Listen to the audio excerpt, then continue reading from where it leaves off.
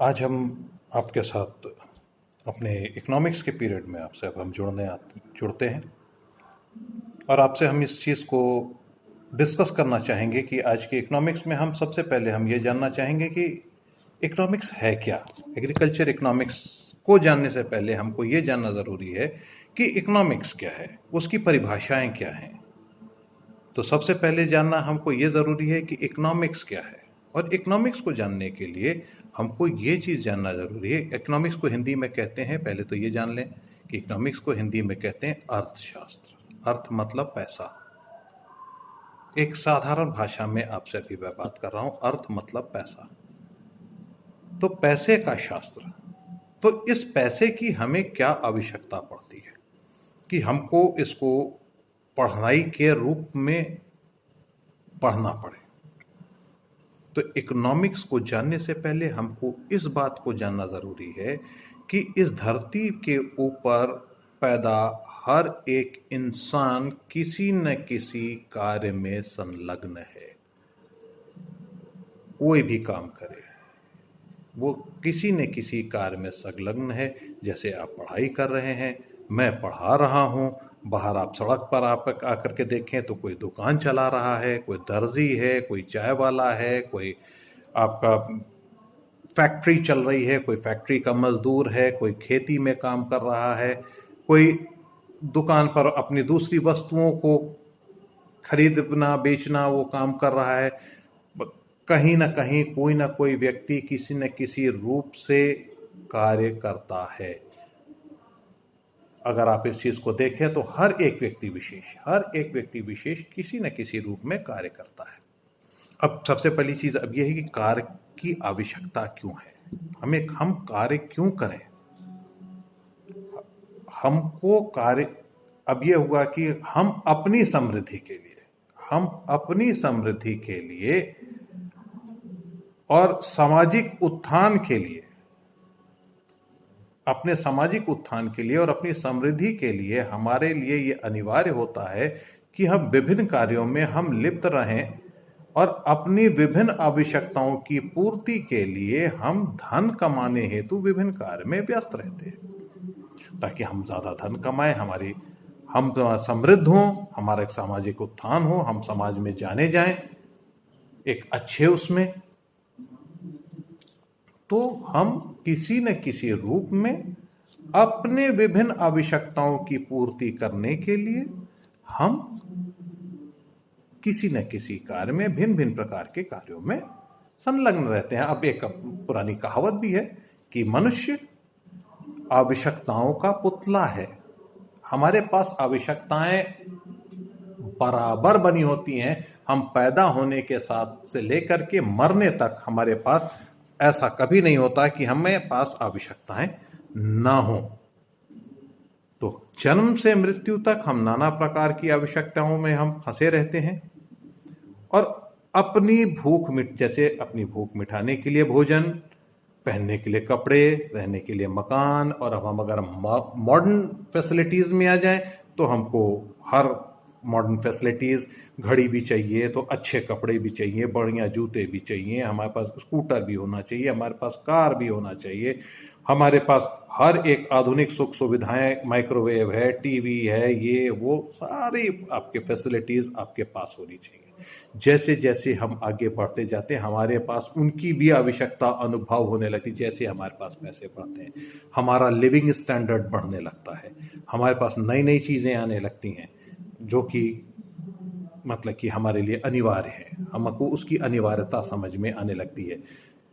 और धीरे धीरे करके जब हम इस चीज़ों में आगे बढ़ते हैं तो हमको दूसरे लोगों की भी आवश्यकता पड़ती है। हमें अपने कपड़ा धोने के लिए धोबी, नाई, डॉक्टर, वकील, टीचर, इन सब की भी आवश्यकता पड़ती है। यानी कि हमको कपड़ा धोने के लिए धोबी चाहिए, सर के बाल काटने के लिए नाई चाहिए, तो उनका भी हमको अपनी आवश्यकताएं, हर एक चीज के लिए हमारी अपनी आवश्यकताएं हैं।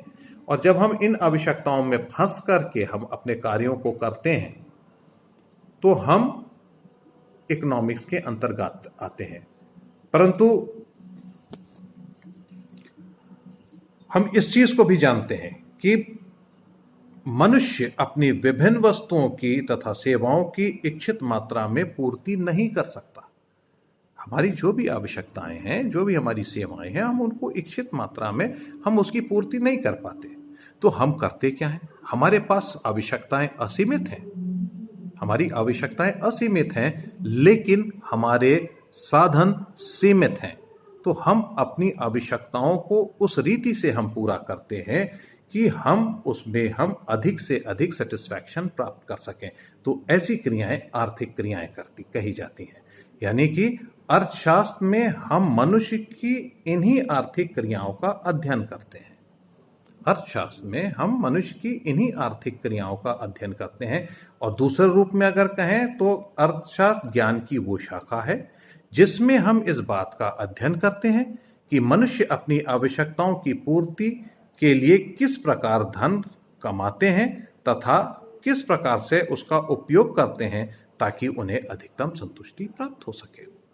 अब अगर इसको हम इंग्लिश में बात करें तो इसको अगर हम दूसरे तरीके से अगर हम देखना चाहें तो इसमें इस तरह से आप कह सकते हैं, economics is the branch of knowledge in which we study that how a human being earn money to fulfil his needs and how he is going to use it to get maximum satisfaction. This is the basic purpose of work, to get money, to get things, to do economic activity and get thing according to your want to get maximum satisfaction. Now there is another thing. You do each and everything every day. Sir रोज आप कुछ ना कुछ करते हैं, लेकिन उसमें से कुछ चीजें ऐसी होती हैं जो आर्थिक होती हैं, कुछ होती हैं जो अनार्थिक होती हैं, कुछ इकोनॉमिक होती हैं, कुछ नॉन इकोनॉमिक एक्टिविटीज होती हैं। एक्टिविटीज वो एक्टिविटीज जो कि आपकी इकोनॉमिक होती हैं उसमें हम कार्य करते हैं और उससे हम पैसा कमाते हैं। इनको मार्शल ने बांटा है दो भागों में, आर्थिक क्रियाओं में और अनार्थिक क्रियाओं में। और अर्थशास्त्र में केवल आर्थिक क्रियाओं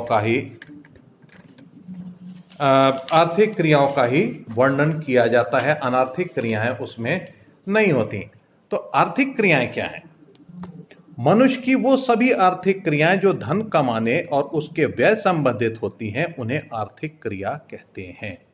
जैसे टीचर पढ़ाता है, उससे उसे पैसा मिलता है, वो उसकी आर्थिक क्रिया है। उसके बाद एक प्लेयर, एक खिलाड़ी अपने गेम को खेलता है, उससे उसको पैसा मिलता है, वो एक आर्थिक क्रिया है। मोची जूते बनाता है, उससे वो पैसा कमाता है, वो एक आर्थिक क्रिया है। इसी प्रकार से एक किसान खेत में हल चलाता है, मजदूर कारखाने में उत्पादन करता है, बढ़ई फर्नीचर बनाता है, ये सब आर्थिक क्रियाएं हैं जिससे कि कोई भी व्यक्ति विशेष या कोई कार्य करने वाला पैसा कमाता है कि वो अपने ज़रूरतों की पूर्ति अपनी इच्छा के अनुसार कर सके, जिससे वो मैक्सिमम सेटिस्फैक्शन की कंडीशन तक पहुंचे।